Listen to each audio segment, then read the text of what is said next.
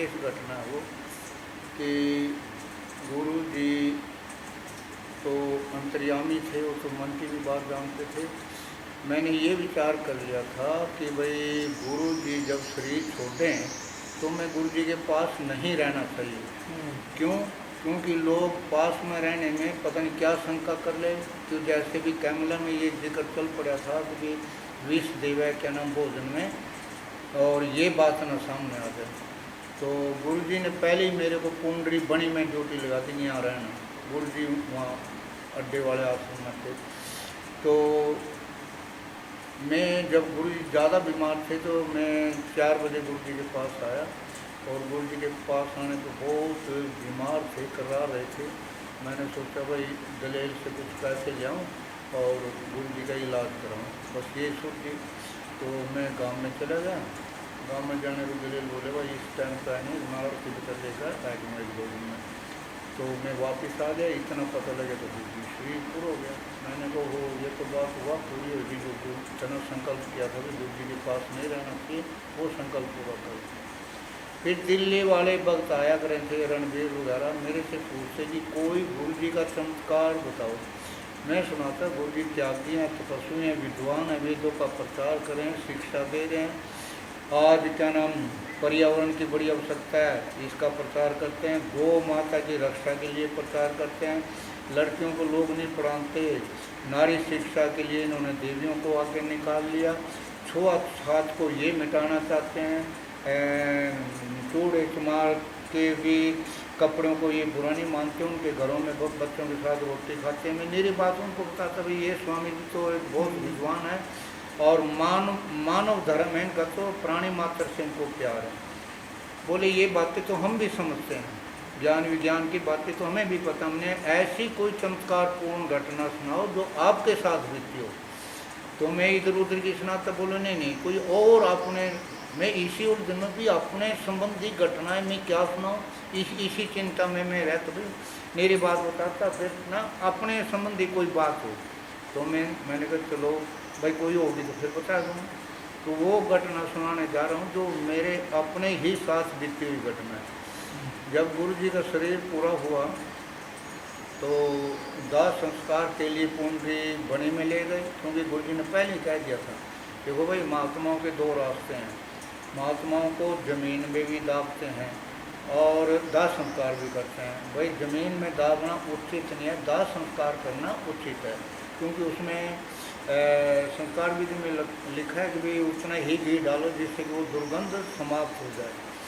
तो भाई दाह संस्कार करना, तो जब गुरु जी का शरीर पूरा हुआ तो मैं भी संस्कार विधि ले करके और वेद मंत्रों के द्वारा घी के होते सामग्री के होते दे रहे थे। अंधाधुंध घी लोग डालते रहे, अग्नि बहुत प्रचलित हो गई, तेज बढ़ने लगी।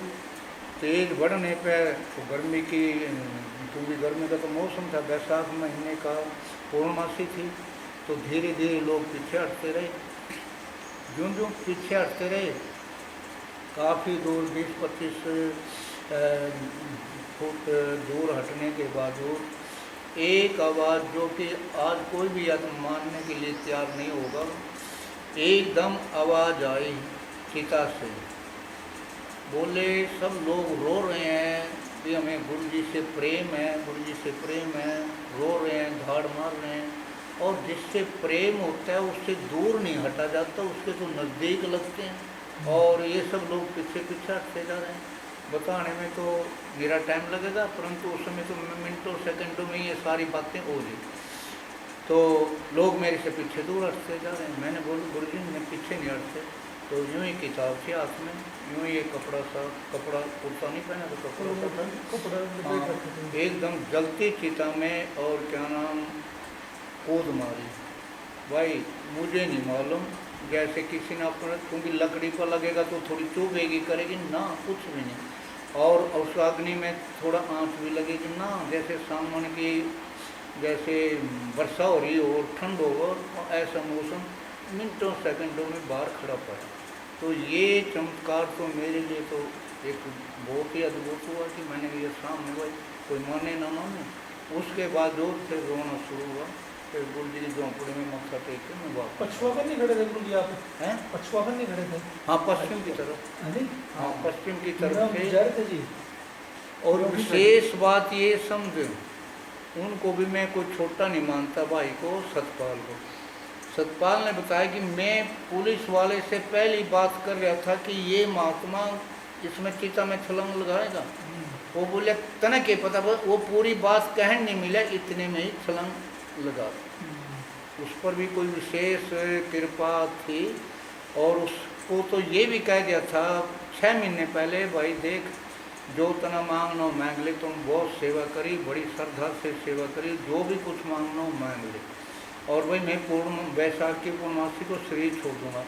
बोले गुरु जी जब आप शरीर छोड़ोगे तो मेरा तेरा गुरु चेले का कोई नाता नहीं, मेरा तो संबंध है तो आपके शरीर से है। जब आपका शरीर ही नहीं रहेगा तो मेरा कोई संबंध नहीं है। और रही बात धन दौलत की, हम खेती बाड़ी करते हैं, पशु रखते हैं, धन दौलत हम वैसे ही इकट्ठा कर लेंगे। मैं तो मांगू तो यही मांगू कि मुझे आपका शरीर चाहिए। बोले भाई ये तो नहीं अब मिलता। बोले बस फिर मेरा तेरा कोई नाता नहीं। फतेहपुर हाजिर में नहीं आंदा। बोले एक बात ये मैंने तेरे से ये बात बताई, यदि आगे ये किसी को बात बताएगा ना तेरा नाश हो जाएगा। और मेरा शरीर छूटने के बाद मेरे से बता दिए फिर कोई चिंता नहीं। तो उस समय उनने ये कहा कि ये महात्मा भी कूदने वाला। बोले तना क्या पता, जो पुलिस वाले यही कह रहा था इतने। मतलब ये सारा का सारा यूँ मानना पड़ेगा ये गुरु जी का ही खेल था। बस इसमें कोई किसी की वो श्रद्धा नहीं। आग से तो वैसे डर लगता है, ये तो सही था। थोड़े धीरे धीरे 2-4 कदम पहला आप आगे ना पढ़ते पढ़ते आए नहीं। हाँ उसके बाद वो है एकदम एकदम। तो ये गुरु हम जी की ट्राली में खड़े थे। बस यही थोड़ा सा जो भी टूटे फूटे शब्दों से कोई गलतियों से मैं क्षमा चाहता हूँ गुरु